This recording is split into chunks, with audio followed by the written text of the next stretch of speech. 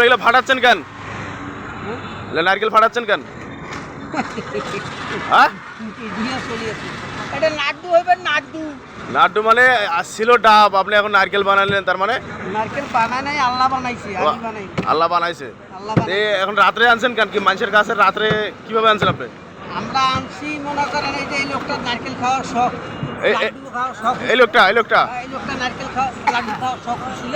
আচ্ছা আচ্ছা, কয়েকটা নারকেল নিয়ে লাড্ডু খাইন।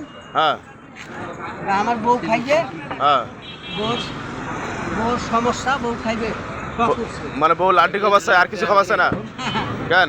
লাড্ডু খাবার চাইছে। এই কটা এগুলো কটা করে আনছেন এগুলা? এটা 150, 150 ফিট কোন হিসাবে? ভালো করে কন।